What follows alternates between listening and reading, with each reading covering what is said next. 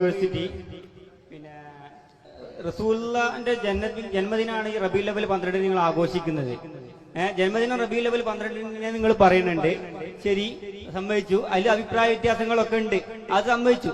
എന്നാല് ഞാൻ മുജാഹിദുകാരനെ സമ്മതിച്ചു നാളെ പറയാൻ നിൽക്കണ്ട, കാരണം ഞാൻ മുജാഹിദുകാരനെന്ന് നിങ്ങൾ പറഞ്ഞുകൊണ്ട് നടക്കേണ്ട ആളെ. പക്ഷെ റബീഉൽ അവ്വൽ 12 റസൂലുള്ളാഹി വഫാത്തായത്. വഫാത്താണോ അതാ ജന്മദിനാണോ എന്താണ് നിങ്ങൾ ആഘോഷിക്കണമെന്ന് അറിഞ്ഞാൽ കൊള്ളേ. വളരെ നല്ല ചോദ്യം, അതാണ് പ്രസക്തമായ ചോദ്യം, വളരെ നല്ല ചോദ്യമാണ്. ഞാൻ നിങ്ങളെ മുക്തകണ്ഠം പ്രശംസിക്കുന്നു. നിങ്ങൾ മുജാഹിദ് ആവാതിരിക്കട്ടെ എന്നാണ് എന്റെ പ്രാർത്ഥന. കേട്ടെ, ഇത് ഇമാം ഹാഫിദ് ജലാലുദ്ദീൻ സുയൂത്തി റഹിമഹുല്ലാ ഇതേ ചോദ്യത്തിൽ ഈ ഇമാം സുയൂത്തി തന്റെ അൽ ഹാബീരിൽ ഫതാവയിൽ ഇതേ ചോദ്യത്തിന് മറുപടി പറയുന്നു. എന്താ പറയുന്നത്? അല്ലാഹുവിന്റെ റസൂല് ജനിച്ചതും റബീഉൽ അവ്വൽ 12 തന്നെയല്ലേ? ആണ്. അപ്പൊ ഇവിടെ അത് ദുഃഖത്തിന്റെ ദിവസല്ലേ? അതുകൊണ്ട് മുസ്ലിമീങ്ങൾ ദുഃഖം ആചരിക്കാൻ പറ്റുമോ? ദുഃഖമാണോ ആചരിക്കേണ്ടതല്ല സന്തോഷമാണോ ആചരിക്കേണ്ടത്? മുജാഹിദ് സാധാരണ ചോദിക്കുന്ന ചോദ്യം. ഇതിന് 911 വഫാത്തായ ഹാഫിദ് ജലാലുദ്ദീൻ സുയൂത്തി റഹിമഹുല്ലാ തന്റെ അൽ ഹാബീരിൽ ഫതാവ എന്ന കിതാബിൽ വ്യക്തമായി കൃത്യമായി മറുപടി പറയുന്നു. എന്താ പറയുന്നത് എന്നറിയോ? കണ്ടോ, ശരീഅത്ത് ഹസ്സത്ത് അത് പ്രേരിപ്പിച്ചിട്ടുള്ളത് അലാ ഇൽഹാരി ശുക്രി നിഅമി വസ്സബ്രി വസ്സുകൂതി വൽകത്മി ഇൻദൽ മസ്വാഇബി.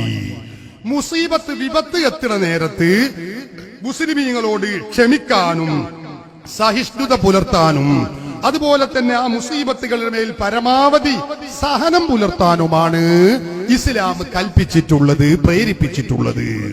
അതേ അവസരത്തിൽ അത് ജന്മത്തെ കുറിച്ചാണെങ്കിലോ അള്ളാഹുവിന്റെ ശരീഅത്ത് പഠിപ്പിച്ചിട്ടുള്ളത് ഹസ്സത്ത് അലാ ഇൽഹാരി ശുക്രി നിഅമി, നിഅമത്താകുന്ന ആരംഭ റസൂലുള്ളാഹി സ്വല്ലല്ലാഹു അലൈഹി വസല്ലമ തങ്ങള് നമ്മിലേക്ക് വെളിപ്പെട്ട ദിവസമാണ്, ഉദയം ചെയ്ത ദിവസമാണ്.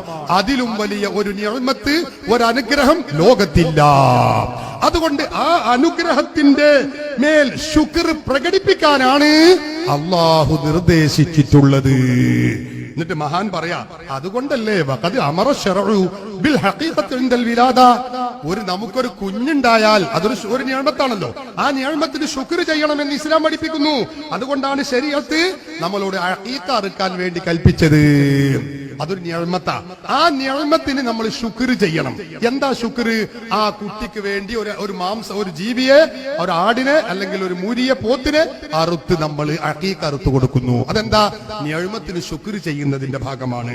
അതേ അവസരത്തിൽ വലം യഅ്മുറു ഇൻദൽ മൗതി, ശരീഅത്ത് കൽപ്പിച്ചിട്ടില്ല, വലം യഅ്മുർ കൽപ്പിച്ചിട്ടില്ല ഇൻദൽ മൗതി, മരിക്കുന്ന നേരത്ത് ഒരാളാണ് മരിച്ചാല് അയാളെ മരണത്തിൽ അനുശോചനം പ്രകടിപ്പിച്ചുകൊണ്ട് ബിദബ്ഹിൻ വലാ ഗൈരിഹി വലാ ബിഗൈരിഹി ബൽ നഹാ അനിൻ നിയാഹതി വഇൽഹാരിൽ ജസഇ.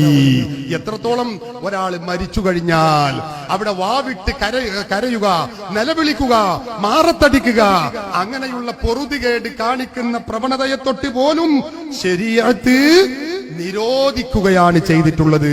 എന്താ കാരണം? അത് മുസീബത്ത് എത്തിയ ദിവസമാണ്. മുസീബത്ത് ആഘോഷിക്കാൻ പറഞ്ഞിട്ടില്ല, അത് ക്ഷമിക്കാനാണ് പറഞ്ഞത്. അതുകൊണ്ടാണ് മുസ്ലിമീങ്ങൾ അന്ന് സന്തോഷം പ്രകടിപ്പിക്കാതിരിക്കുന്നത്. ഇവിടെ നമ്മൾ സന്തോഷം പ്രകടിപ്പിക്കുന്നത് ഏതിനു വേണ്ടിയാണ്? അള്ളാഹുവിന്റെ റസൂൽ വഫാത്തായി എന്നതിന് വേണ്ടിയല്ല, മറിച്ച് റസൂലുള്ളാഹി സ്വല്ലല്ലാഹു അലൈഹി വസല്ലം തങ്ങൾ ജനിച്ചു എന്നതിന്റെ പേരിലാണ്. തങ്ങൾ പറയാണ്, അതുകൊണ്ട് ശരീഅത്തിന്റെ മത നിയമങ്ങൾ, അടിസ്ഥാന നിയമങ്ങൾ അറിയിക്കുന്നു. അലാ അന്നഹു യഹ്സുനു ഫി ഹാദാ ശഹരി ഇൽഹാറുൽ ഫറഹി ബിവിലാദതിഹി സ്വല്ലല്ലാഹു അലൈഹി വസല്ലം.